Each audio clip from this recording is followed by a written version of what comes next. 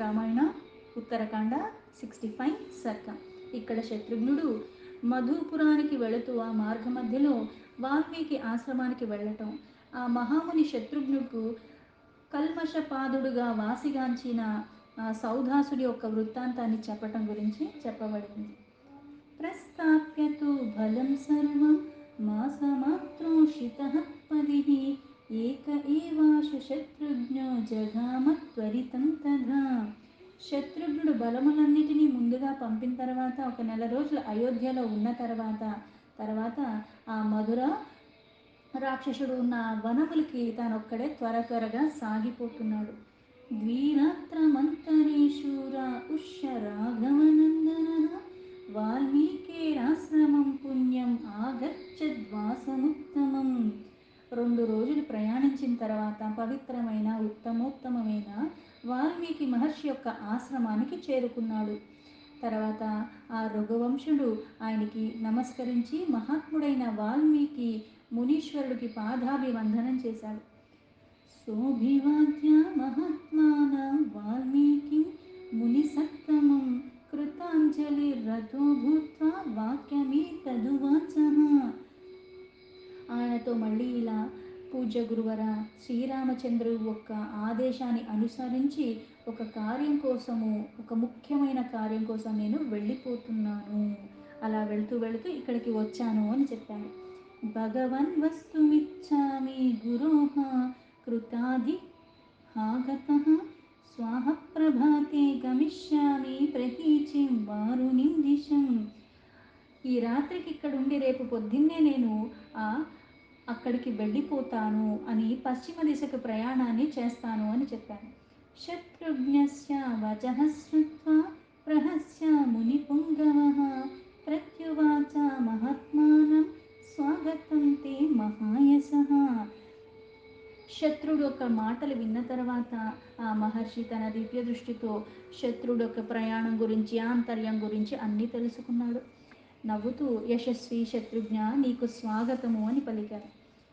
స్వామాశ్రమిమిదం సౌమ్య రాఘవానాం కులస్య హి ఆసనం పాద్యమార్గ్యం చ నిర్విశంకః ప్రతిచ్చమే. తర్వాత అతడు ఆ మహాత్ముడితో ఇలా మళ్ళీ అన్నారు. సౌమ్య, ఇది రఘువంశ వారికి స్వీయ ఆశ్రమము కనుక దీన్ని అట్లానే భావించు, అంటే ఇది మీ ఆశ్రమమే అని ఆసనం ఇచ్చి పాద్యము, ఆర్ఘ్యము ఇట్లా అన్నీ సంతోషంతో ఆయన స్వీకరించేలాగా అన్నీ చేశారు.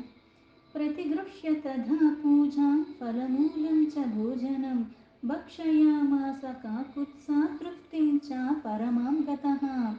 అంతటా శత్రుఘ్నుడు ఆ మహర్షి చెప్పిన అతిథి ఆ మాటలతో పాటు ఈ ఆశ్రమం మీదే అని చెప్తున్నారు అతిథి మర్యాదలన్నీ కూడా ఆనందంగా ఆయన చేసినవన్నీ కూడా స్వీకరించి వాళ్ళు ఇచ్చిన ఆ ఫలాలు అన్ని ఆహారాన్ని కూడా తృప్తిగా ఆయన తీసుకున్నాడు. సభుక్త్వా ఫలమూలం చ మహర్షిం తమువాచః ఇయం యజ్ఞ విభూతిస్తే కస్యాశ్రమ సమీపతః. అన్నీ ఆరగించిన తర్వాత, భుజించటం అన్నీ అయిపోయిన తర్వాత ఆయన, స్వామి, మీ ఆశ్రమ సమీపంలో గల ఈ యజ్ఞ సమృద్ధి ఎవరిది? ఇక్కడ యూపాద అంటే యజ్ఞ కార్యక్రమాలు చేస్తున్నారు కదా, ఇవన్నీ ఇక్కడ కనపడుతున్నాయి, ఇది ఎవరు ఆచరిస్తున్నారు అని అడిగాడు. తత్తస్య భాషితం శ్రుత్వా వాల్మీకిర్వాక్యమబ్రవీత్ శత్రుఘ్న శృణు యస్యేదం బభూవాయతనం పురా. అతని మాటలు విన్న తర్వాత వాల్మీకి మహాముని ఇలా చెప్పారు. శత్రుఘ్న, పూర్వకాలం ఈ యజ్ఞముల్ని ఆచరించిన వాని గురించి చెప్తాను, శ్రద్ధగా విను అని. యుష్మాకం పూర్వకో రాజా సుధాసస్తస్య భూపతేః పుత్రో వీరసహో నామ వీర్యవాన్ అతిధార్మికః. పూర్వకాలంలో మీ రఘువంశానికి చెందినవాడే అయిన సుధాసుడు అన్న పేరు గల ఒక మహారాజు ఉండేవాడు. ఆయన కొడుకు వీరసహుడు. అతడు చాలా పరాక్రమవంతుడు, పరమ ధార్మికుడు. సబాల ఏవ సౌధాసు మృగయా ఉపచక్రమే చంచూర్యమానం దదృశే సా శూరో రాక్షసద్వయం. ఆ సౌధాసుడు బాలుడిగా ఉన్నప్పుడు వేటాడటం మొదలుపెట్టాడు. అతడు ఒకరోజు వేటకు వెళుతున్నప్పుడు ఆ సూర్యుడికి అటు ఇటు సంచరిస్తూ ఇద్దరు రాక్షసులు కనబడ్డారు. శార్దూలరూపిణౌ ఘోరా మృగాన్ బహుసహస్రశః భక్షమానావసంతుష్టో పర్యాప్తిం నైవ జగ్మతుః. వారు ఘోరమైన పెద్ద పులుల రూపంలో ఉండి లెక్కలేనన్ని జంతువుల్ని భక్షిస్తూ వారికి పూర్తిగా తృప్తి, ఎన్ని తిన్నా తృప్తి కలగలేదు. అతి క్రూరాతి క్రూరంగా మృగములన్నిటినీ భక్షిస్తూనే ఉన్నారు. సతు తౌ రాక్షసా దృష్ట్వా నిర్మృగం చ వనం కృతం క్రోధేన మహతావిష్టో జగానీకం మహేషణ వినిపాత్య తమేకం తు సౌదాసః పురుషర్షభః విజ్వరో విగతామర్షో హతం రక్షో హ్యుదేక్షత. ఎంత తినేశారా అంటే మృగాలన్నవి శూన్యమైపోయినాయి ఆ వనముల్లో. ఆ సౌదాసుడు ఎంతో కోపానికి లోనయ్యాడు. వెంటనే అతడు తన మహా అస్త్రంతో ఆ ఇరువురు రాక్షసుల్ని హతమార్చాడు. పురుష శ్రేష్ఠుడైన సౌదాసుడు వారిలో ఒకరిని పడగొడుతుంటే అతని వేదన తొలిగేను, కోపం చల్లారి తర్వాత మృతుడైన ఆ రాక్షసుణ్ణి తేరిపారి చూడటం మొదలుపెట్టాడు. నిరీక్షమాణం తం దృష్ట్వా సహాయం తస్య రక్షసః సంతాపం అకరోద్ఘోరం సౌహాసం చేదమబ్రవీత్. మరణించిన ఆ రాక్షసుడికి తోడుగా వచ్చిన రెండోవాడు కూడా ఇట్లా అంటున్నాడు సౌదాసుని చూస్తూ. వెంటనే ఆ రాక్షసుడు ఎంతో పరితపిస్తూ ఆ రాజకుమారితో ఇలా మాట్లాడుతున్నాడు. యస్మాధవ అపరాధం త్వం సహాయం మమ జగ్నివాన్ తస్మాత్ తవాపి పాపిష్ట ప్రదస్యామి ప్రతిక్రియాం. ఓ పాపాత్ముడా, నాకు తోడుగా వచ్చిన ఈ నిరపరాధిని నువ్వు నిష్కారణంగా చంపేశావే, అందువల్ల నేను నీపైన ప్రతీకారాన్ని తీర్చుకుంటాను. ఏవముక్త్వా తు తద్రక్షః తత్రేవాంతరధీయత కాలపర్యాయ యోగేన రాజా మిత్ర సహోభవత్. ఇలా చెప్పి ఆ రాక్షసుడు అక్కడనే అంతర్హితుడైపోయాడు. అంటే ఒకడక్కడ మరణించాడు, ఇంకొకడు అది చూస్తూ అంత బాధకి లోనైపోయి తనతో వచ్చిన వాడు మరణించాడని రాజు మీద కోపంతో నీ మీద ఎప్పటికైనా నేను ప్రతీకారం తీర్చుకుంటాను అని చెప్పాడు. అక్కడి నుంచి వెళ్ళిపోయాడు. ఆ రాక్షసుడు తన స్నేహితుడు యొక్క మరణాన్ని చూసి ఎంతో బాధకి లోనయ్యాడు. రాజా తు యచతే యజ్ఞం అస్య శ్రమ సమీపతః అశ్వమేధం మహాయజ్ఞం తం వశిష్ఠోభ్యపాలయత్. కొంతకాలం తర్వాత ఆ వీర సహుడు మళ్ళీ రాజయ్యాడు. ఆ మహారాజు ఆ ఆశ్రమ సమీపంలోనే అశ్వమేధ మహాయజ్ఞాన్ని ఆచరించటం మొదలుపెట్టాడు. అక్కడ వశిష్ఠ మహర్షి అక్కడ పర్యవేక్షణలో ఆ యజ్ఞం జరుగుతుంది. తత్ర యజ్ఞో మహానాసీత్ బహువర్షగణాయుతః సమృద్ధః పరయా లక్ష్మ్యా దేవయజ్ఞ సమో అభవత్.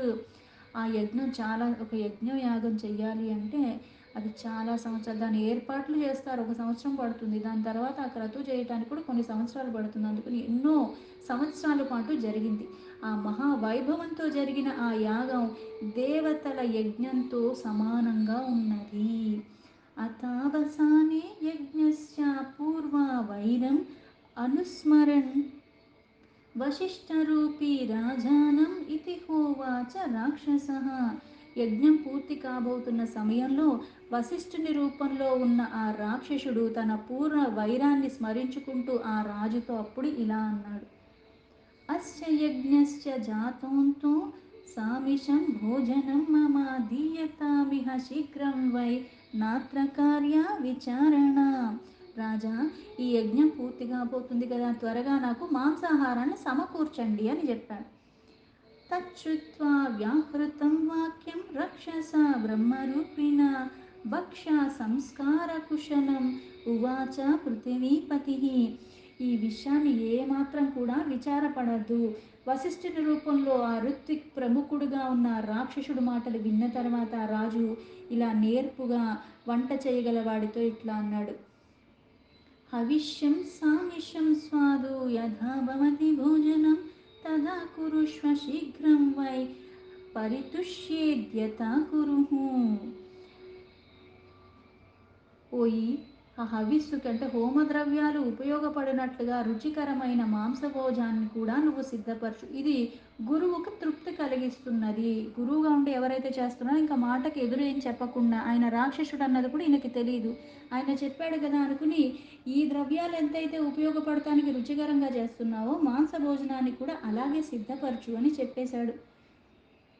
शासनात् पार्थिवेन्द्रस्य सूतः सम्भ्रान्तमानसः स च रक्षः पुनस्तत्र सुधावेशम् अधाकरोत् सामानुषम् अधो मांसं पार्थिवाय न वेदयत् इदं स्वादु हविष्यं च सामिषं चान्नमकृतम्. రాజు యొక్క ఆజ్ఞను వంటవాడు నేడు గురువు భక్షింపదగిన భోజనం కోరుకోవట్లేదే, ఎందుకు ఇది కోరుకుంటున్నాడు అని అనుకున్నాడు. కానీ రాజు మాటకి ఏమీ చెప్పలేక తత్తరపాటుకు లోడైపోయాడు. ఆయన ఆ రాక్షసుడు వంట వాని వేషంలో మళ్ళీ వచ్చాడు ఇక్కడికి. అంటే ఎక్కడికి వెళ్తే అక్కడ ఆ రూపంలో కనిపిస్తుంది ఎవరు అంటే, లేకపోతే ఇటువంటి సమయంలో ఇలాంటిది ఎందుకు చేస్తారన్న మాట వస్తుంది. అది రాకుండా ఇక్కడ వశిష్ఠుల వారి రూపంలో అక్కడొచ్చి చెప్పింది తానే, వంటవాడి రూపంలో ఉండి కూడా మళ్ళీ ఆ వంట వేషంలో ఉన్నది కూడా ఆ రాక్షసుడే. సభోజనం వశిష్ఠాయ పత్న్యా సార్ధం ఉపాహరత్ మదయత్యా నరవ్యాఘ్ర సామిషం రక్షసాహృతం. తర్వాత వంటవాణి రూపంలో ఉన్న రాక్షసుడు నరమాంసాన్ని సిద్ధపరిచి ఆయనకు సమర్పించి, రాజా ఇది హవిస్సుకి ఉపయోగపడినట్లుగా సిద్ధపరిచాను, ఇది తెచ్చిన మాంసాహారం అని ఇచ్చాడు. జ్ఞాత్వా తథామిషం విప్రో మానుషం భాజనం గతం క్రోధేన మహతావిష్టో వ్యాహర్తుం ఉపచక్రమే యస్మాత్వం భోజనం రాజన్ మమేతద్దాతుమిచ్చసి తస్మాత్ భోజనమేతత్తే భవిష్యతి న సంశయః. ఇది చాలా రుచికరమైనది అని చెప్పాడు. అంతటా రాజు తన ధర్మపత్ని అయిన మదయంతితో కలిసి ఆ రాక్షసుడు తీసుకుని వచ్చిన మాంసాహారాన్ని వశిష్ఠుడికి సమర్పించాడు. హవిస్సుకే తీసుకొచ్చినది మాంసాహారం అని గ్రహించి ఆ వశిష్ఠులు వారు చాలా కోపంతో ఇలా మాట్లాడటం మొదలుపెట్టారు. రాజా, నాకు మాంసాహారం సమర్పించితివి కావున ఈ నీ మీదట నీకు ఇంకా మాంసాహారమే భోజనం కాగలదు, అంటే నువ్వు నరమాంసాన్ని భక్షించేవాడిగా రాక్షసుడిగా అవుతావు అని ఆయన అన్నాడు. తతః క్రుద్ధస్తు సౌదాసః తోయం జగ్రాహ పానిన వశిష్టం శప్తు మార్యేభి భార్యచ్చైనం అవారయతు. ఇది నిశ్చయం, అంటే ఏదైతే నాకు ఆహారంగా ఇస్తున్నావో నువ్వు కూడా నరమాంసాన్ని భక్షించే రాక్షసుడుగా మారిపోతావని శపించాడు. ఆ వశిష్ఠుల వారు శపించేసరికి కోపం వచ్చేసింది సౌదాసుడికి. చాలా కోపంతో తన కూడా నీటిని చేత పట్టుకుని వశిష్ఠుని వారిని శపించడానికి సిద్ధపడిపోయాడు.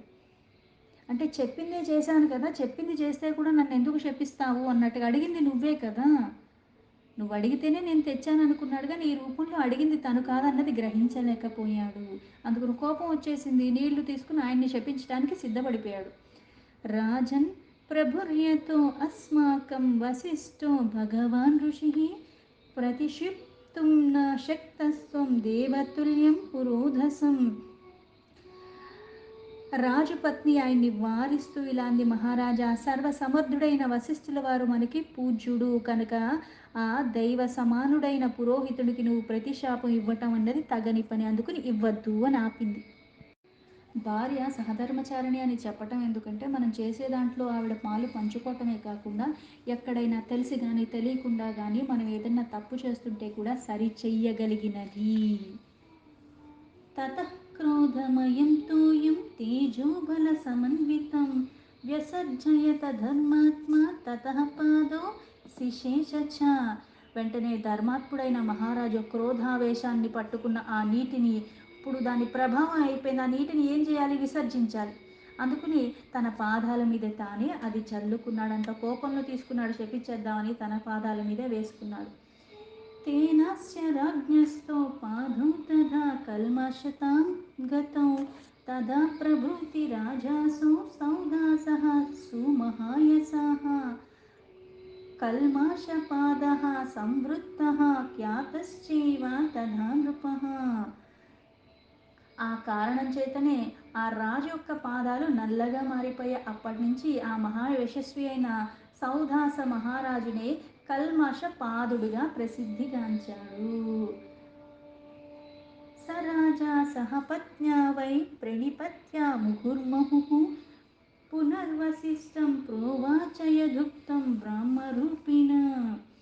తర్వాత రాజు తన ధర్మపత్నితో కలిసి ఆ మహర్షికి పదే పదే నమస్కరించి తర్వాత సౌదాసుడు వశిష్ఠుని రూపంలో ఉన్న ఆ రాక్షసుడు చెప్పిన వచనాలు తమ పురోహితుడైన వశిష్ఠుడికి అప్పుడు చెప్పాడు. తచ్చుత్వా పార్థివేంద్రస్య రక్షసా వికృతం చ తత్ పునః ప్రోవాచ రాజానం వశిష్ఠః పురుషర్షభం. రాక్షసుని మాయల గురించి రాజు చెప్పిన మాటలు విన్న వశిష్ఠ మహర్షి పురుషశ్రేష్ఠుడైన సౌదాసునితో ఇలా అన్నాడు. నేను రోషావేశంలో నీకు శాపం ఇచ్చాను, దానికి తిరుగులేదు. మయా రోషపనీతేన యదిదం వ్యాహృతం వచః నైతచ్చక్యం వృధా కర్తుం ప్రదస్యామి చ తీవనం. కాలో ద్వాదశ వర్షాణి శాపస్యాంతో భవిష్యతి మత్ప్రసాదాచ్చ రాజేంద్ర వ్యతీతం నా స్మరిష్యసి. నేను క్రోధంలో ఆవేశంలో నీకు శాపమైతే ఇచ్చేశాను. ఆ ఇచ్చేసిన తర్వాత మాట ఒకసారి బయటకు వచ్చాక అది జరిగి తీరాల్సిందే, అందుకే అది వ్యర్థం కాకూడదు. కనుక నేను నీకు మళ్ళీ ఒక వరాన్ని కూడా ఇస్తున్నాను. ఈ శాపము 12 సంవత్సరాల వరకే ఉంటుంది, తర్వాత మళ్ళీ నా అనుగ్రహం వల్ల శాపం తొలగిపోతుంది. మహారాజా, జరిగిందంతా కూడా నీకు జ్ఞాపకం ఉండదు అని చెప్పాడు. ఏవం స రాజా తం శాపం ఉపభుజ్యారి సూదనః ప్రతిలేభే పునర్రాజ్యం ప్రజాశ్చైవాన్ వపాలయత్. శత్రు సంహార దక్షుడైన మహారాజా, 12 సంవత్సరాల కాలము శాపాన్ని అనుభవించిన తర్వాత తన రాజ్యానికి మరలా ప్రభువై ప్రజల్ని చక్కగా రాజు పరిపాలించాడు.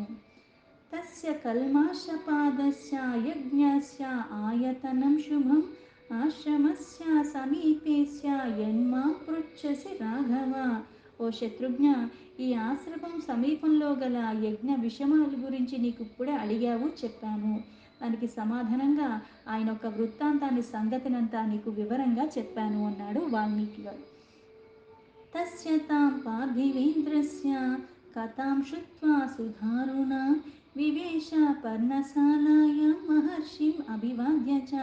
అంతటా ఆ శత్రుఘ్నుడు సౌదాస మహారాజు యొక్క దారుణమైన ఆ కథను విన్న తర్వాత వాల్మీకి మహర్షికి మళ్ళీ నమస్కరించి పర్ణశాలలో ప్రవేశించాడు, ఆ రాత్రి అక్కడ గడపటానికి, విశ్రాంతి తీసుకోవటానికి.